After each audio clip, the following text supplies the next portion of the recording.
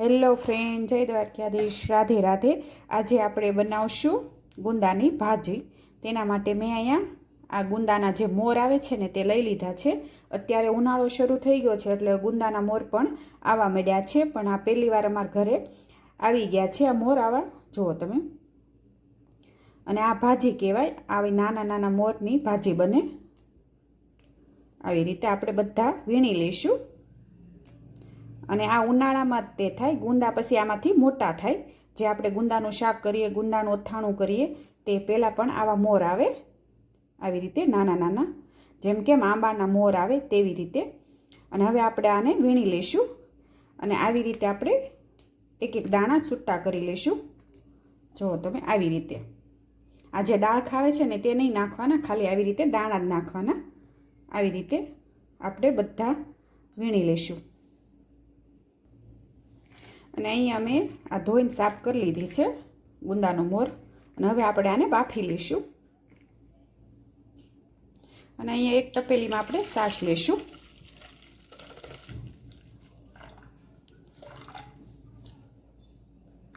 અને તેમાં આપણે આ ગુંદાનો મોર ઉમેરી દઈશું।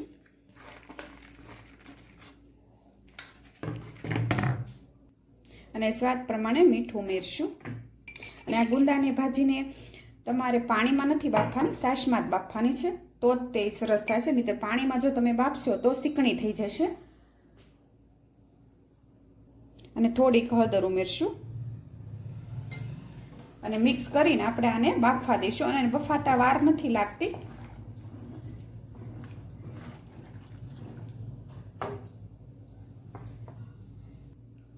અને અહીંયા મેં લસણ લીધું છે, એકદમ ઝાઝું લેવાનું, તો જ આમાં સ્વાદ આવશે। અને હવે આપણે આને ખાંડી લઈશું અને હવે ઢાંકીને આપણે એને બફાવા દઈશું।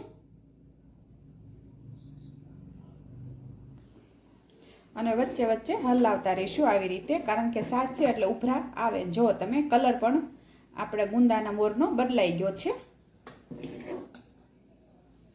અને હવે શેક કરી લઈશું, થોડાક હજી કાચા છે। અને આવી એકવાર તમે ગુંદાના મોરની ભાજી બનાવજો, બહુ સરસ લાગશે। અને હવે ઉનાળો શરૂ થઈ ગયો છે એટલે ગુંદા જે ગુંદો હોય ને ત્યાં આ મળી રહે, અને માર્કેટમાં પણ મળી રહેશે। અને આવી રીતે આપણે એને હલાવી અને સડવા દઈશું।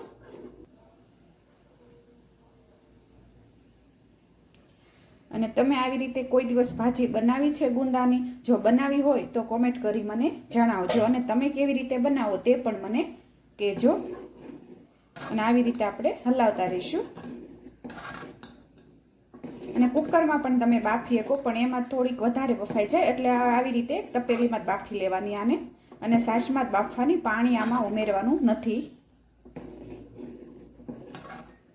અને અમારે તો આ ઉનાળો શરૂ થઈ જાય એટલે આવી રીતે ગુંદાની ભાજી તો અમારા ઘરે બહુ જ બને, કારણ કે અમારે ગામડામાં આ ગુંદાની ભાજી મળી જ રહે છે। અને અમારા રુદ્રને તો બહુ જ ભાવે છે આ ગુંદાની ભાજી। અને અહીંયા જો આપણી ભાજી સડી ગઈ છે, અને કલર પણ બદલાઈ ગયો છે। હવે તેનો આપણે વઘાર કરશું। અને અહીંયા વઘારિયામાં મેં 4 પાવડા તેલ લીધું છે। અને હવે તેમાં આપણે જે ખાંડ્યું હતું ને લસણવાળું મરચું તે ઉમેરી દઈશું। આવી રીતે વઘાર કરવાનો છે, એમાં રાઈ જીરું કે કોઈ વસ્તુ નથી ઉમેરવાની। આવી રીતે લસણવાળું મરચું તે ખાલી ગરમ કરવાનું છે। અને તમારે જેટલી ભાજી હોય એ પ્રમાણે તેલ લેવાનું। આવી રીતે આપણે ધીમે ધીમે હલાવતા રહીશું અને લસણને સાતળી લઈશું થોડીક વાર। જુઓ તમે,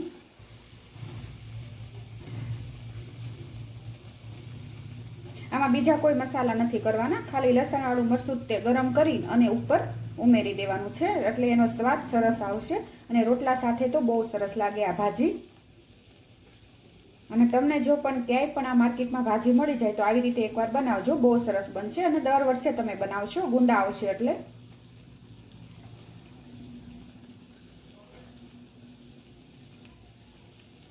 અને આવી રીતે આપણે ગરમ કરી લઈશું।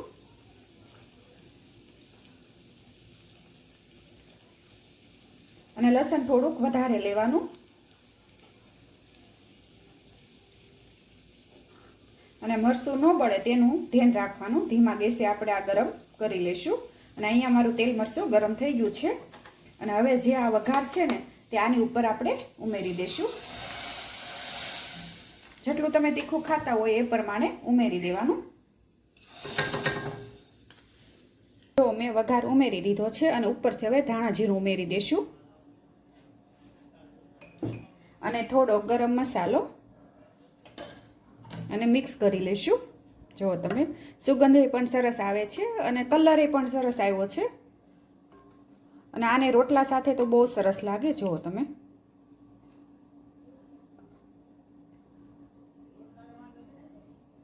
અને ઉપરથી કોથમીર ઉમેરી દઈશું. અને અહીંયા મારા ગુંદાની ભાજી તૈયાર છે. જુઓ તમે સરસ બની છે. અને આવી રીતે થોડુંક વધારે મરચું ગરમ કરવાનું લસણવાળું, એટલે જેને તીખી ખાવી હોય એ ઉમેરી કે ઉપરથી.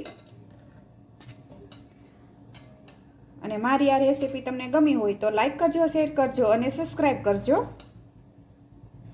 અને કોમેન્ટ કરી જણાવજો કે કેવી બની એમ.